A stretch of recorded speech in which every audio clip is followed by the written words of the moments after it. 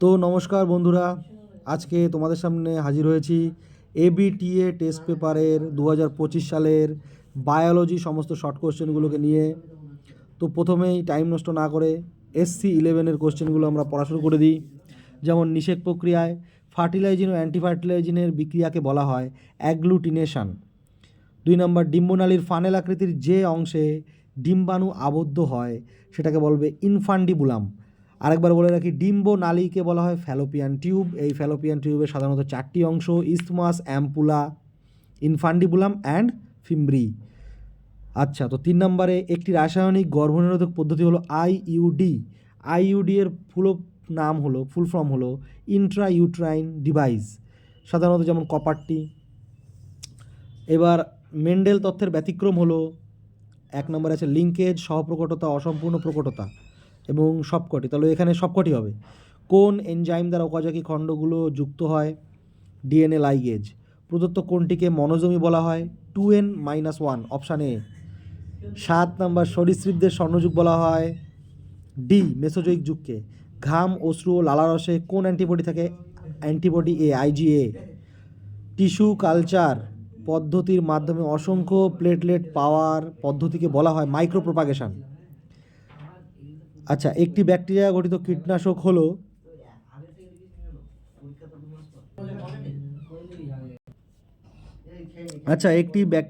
কীটনাশক হলো ব্যাসিলাস থুরিনজিয়েন্সিস। আচ্ছা, ট্রান্সজেনিক গোল্ডেন রাইসে প্রচুর পরিমাণে থাকে বিটা ক্যারোটিন। মানুষের পপুলেশন বৃদ্ধির লেখচিত্র কিরূপ? এস আকৃতির, সিগময়েড আকৃতির। আচ্ছা, বিটা ক্যারোটিন থেকে তোমাদের বলে দিই, বিটা ক্যারোটিন হলো ভিটামিন এ এর একটা ডেরিভেটিভ, যেটাকে সাধারণত গোল্ডেন রাইসে পাওয়া যায়। গোল্ডেন রাইসটা কি? গোল্ডেন রাইসটা হলো বায়োফর্টিফিকেশান থেকে উৎপন্ন। বায়োফর্টিফিকেশান কি? বিভিন্ন মিনারেলগুলোকে একটি নির্দিষ্ট শস্যের মধ্যে আবদ্ধ করার প্রক্রিয়াকে বলা হয় বায়োফর্টিফিকেশান। শর্ট কোশ্চেনেগুলো যেমন SAQর সমস্ত PDF সহ লিঙ্ক যদি পেতে চাও, ডিসক্রিপশানে দেওয়া লিঙ্কে ক্লিক করো, অথবা আমার নাম্বারটা দেখো, ভিডিওর প্রথম পাতায় দেওয়া আছে, সেখান থেকে আমার নাম্বারটা নিয়ে হোয়াটসঅ্যাপে মেসেজ করো। পুরো ফুল PDF সহ উচ্চ মাধ্যমিকের এবিটিএ টেস্ট পেপারের সলভ সমস্ত কিছু তোমাদের পাঠিয়ে দেওয়া হবে। আচ্ছা, তো পরবর্তী কোশ্চেনে চলে যায়। বাস্তুতান্ত্রিক শক্তি প্রবাহ। বাস্তুতান্ত্রিক শক্তি প্রবাহ সর্বদা একমুখী হয়। নিচের কোনটি ইনসিটু সংরক্ষণের সঙ্গে সংশ্লিষ্ট নয়? এটা হবে জিন ব্যাংক।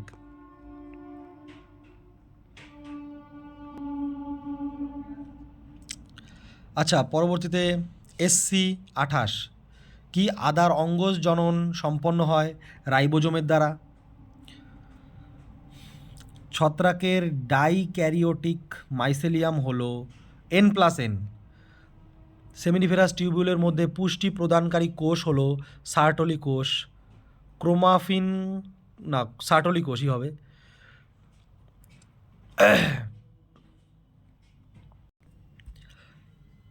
ডাউন সিনড্রোমের কারণটি হলো ক্রোমোজোমের নন ডিসজাংশন। যে সজ্জারীতির মাধ্যমে mRNA সরাসরি প্রোটিন গঠন করে সেটি হলো কোডন। যে আণবিক কাঁচির সাহায্যে ডিএনএ তন্তুর নির্দিষ্ট স্থান কাটা হয় সেটি হলো রেস্ট্রিকশন এন্ডোনিউক্লিয়েজ। আর্কিওপটেরিক্সের মধ্যে সরীসৃপের যে বৈশিষ্ট্য দেখা যায় সেটা হলো উদরে পাঁজর। নিচের কোন জোরটি সঠিক নয়? এটা হবে সিফিলিস। সিফিলিস হলো ট্রিপোনেমা প্যালাডিয়াম থেকে সিফিলিস হয়। এছাড়া এখানে যেমন আছে ডেঙ্গু জ্বর, অ্যাডেনোভাইরাস, প্লেগ, ইয়েস্টারসিয়া পেট্রিস, স্লিপিং সিকনেস, ট্রাইপ্যানোসোমা গ্রামিনিস, এগুলো সব সঠিক। এগুলো দেখে রাখতে পারো, কারণ এগুলো থেকেও কোশ্চেন দিতে পারে তোমাদের। আচ্ছা, ইমেসকুলেশন পদ্ধতিতে যে অঙ্গটি অপসারণ করা হয় সেটা হলো পরাগধানী। ক্রাউন গল সৃষ্টি করে টিডিএনএ। মানুষের ইনসুলিন তৈরির জিনকে নিম্নলিখিত কোন জীবের মধ্যে প্রতিস্থাপিত করে ইনসুলিন তৈরি করা হয়? এটা হবে ইকোলাই। ইকোলাই হলো একটা ব্যাকটেরিয়া। অ্যাসিড বৃষ্টির কারণ হলো SO3, NO2, SO2। আচ্ছা, একটি ইরোটিক স্পিসিস। আচ্ছা, ইরোটিক স্পিসিস মানে কি? যে সমস্ত স্পিসিস বহিরাগত তাদেরকে বলা হয় ইরোটিক স্পিসিস। যেমন ল্যান্টানা ক্যামারা, এটা হলো একটা মাছ, যেটা সাধারণত ধরো বাইরের পুকুর, জলাশয়, লেক, এখানে বাইরের থেকে যেটাকে আনা হয়েছিল বিদেশ থেকে। আচ্ছা, তারপরে লাইকেন কোন দূষণ নির্দেশ করে? এটা হবে সালফার ডাইঅক্সাইড। আচ্ছা 2 নম্বরেরগুলো এসসিজি কোথা থেকে খরিত হয়, এটা হবে প্লাসেন্টা। তো এটা মুখে বলার থেকে আমি বেটার মনে করি তোমরা এইগুলোকে পুরোপুরি পিডিএফ আকারে তোমাদের কাছে নিয়ে নাও এবং হোয়াটসঅ্যাপ নাম্বারে এসএমএস করো যাদের লাগবে, পুরোপুরি পিডিএফ সহ তোমাদের কাছে আমি এটা পাঠিয়ে দেবো। প্রত্যেকটা কোশ্চেনের অ্যান্সার এবং তার ডেসক্রিপশান সহ, মানে অ্যান্সার সাথে জড়িত যে সমস্ত ইনফরমেশান তোমাদের সাধারণত দরকার সেগুলো সম্পূর্ণভাবে পিডিএফ করে লেখা আছে। আমাকে হোয়াটসঅ্যাপে মেসেজ করো এবং হোয়াটসঅ্যাপ নাম্বারটা 6297459322-তে, অথবা প্রথম পেজটা দেখে নাও, ভিডিওর প্রথম পেজটায় আমি আমার নাম্বারটা মেনশন করে দিয়েছি, ওখানে সবাই নিট বায়োলজি গ্রুপে অ্যাড হয়ে যাও। তো দেরি না করেই আমরা পরবর্তী পেজটা SC44। প্রথম প্রশ্ন কি, নিউসেলাসের অবশিষ্টাংশ যা বীজে উপস্থিত থাকে তাকে বলে পেরিস্পাম। অভুলেশন বা ডিম্ব নিঃসরণ ঘটে মাসিক চক্রের 14তম দিনে। জন্ম নিয়ন্ত্রণের ক্ষেত্রে আইইউডি এর একটি উদাহরণ হলো কপার-টি।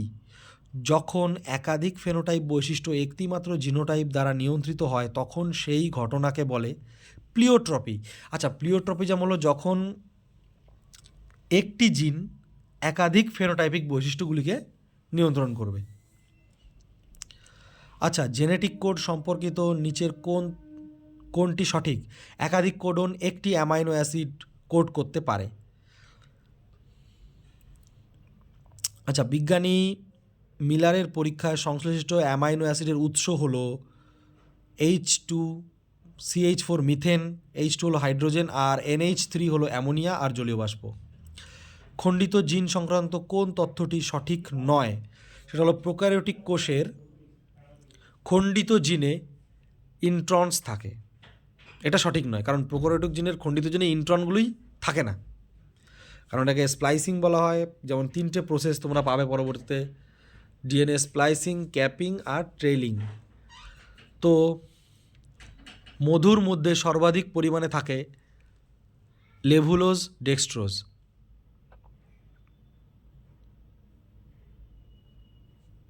আচ্ছা, কমন কোল্ড নিউমোনিয়া থেকে আলাদা কারণ নিউমোনিয়া সংক্রামিত করে বায়ু থলিসমূহকে, পক্ষান্তরে কমন কোল্ড নাক ও শ্বসন পথকে সংক্রামিত করে কিন্তু ফুসফুসকে নয়। আচ্ছা, পিসিআর এর জন্য কোন এনজাইমটি প্রয়োজন? Tag polymerase. কারণ ট্যাগ পলিমারেজ এনজাইমটা এটা হলো কি পিসিআর মানে পলিমারেজ চেন রিয়াকশান। ট্যাগ পলিমারেজটা হলো এমন একটি স্পেশাল পলিমারেজ যেটা উষ্ণ তাপমাত্রায়ও এটা অ্যাক্টিভ থাকে। মানে সাধারণত এনজাইমগুলি কোন তাপমাত্রায় বেশি কাজ করে? 25 ডিগ্রি সেলসিয়াস তাপমাত্রায় বেশি কাজ করে, কিন্তু এই ট্যাগ পলিমারেজটি 98 ডিগ্রি সেলসিয়াস তাপমাত্রাতেও অ্যাক্টিভ থাকে। এই কারণে এটিকে সাধারণত পিসিআরে ব্যবহার করা হয়। আচ্ছা, তো পরের কোশ্চেন, প্রদত্ত কোন পদ্ধতিটি অ্যান্টিজেন অ্যান্টিবডির পারস্পরিক ক্রিয়ার উপর নির্ভরশীল? সেটা হলো এলিসা, এনজাইম লিঙ্কড ইমিউনোসরবেন্ট এসে, এলিসা। এটিকে সাধারণত যাদের এইডস হয়েছে কিনা এটার পরীক্ষা হলো এই এলিসা টেস্ট। এনজাইমের সাথে রিয়াকশান করছে কিনা এই টেস্টটাকে বলা হয় এলিসা। এটার মাধ্যমে এইডস নির্ধারণ করা হয় কারোর এইডস হয়েছে কিনা। আচ্ছা, বৈশিষ্ট্যপূর্ণ দুটি বাস্তুতন্ত্রের সংযোগস্থলকে বলা হয় ইকোটোন। প্রদত্ত কোনটি হটস্পট নির্ধারণের প্রাথমিক শর্ত? অধিক সংখ্যক এন্ডেমিক প্রজাতির উপস্থিতি এবং অধিক সংখ্যক বিলুপ্তপ্রায় প্রজাতির উপস্থিতি, এ ও বি উভয়ই। একক সময়ে একক অঞ্চলে উৎপাদক সালোক সংশ্লেষের মাধ্যমে যে জৈব বস্তু সংশ্লেষ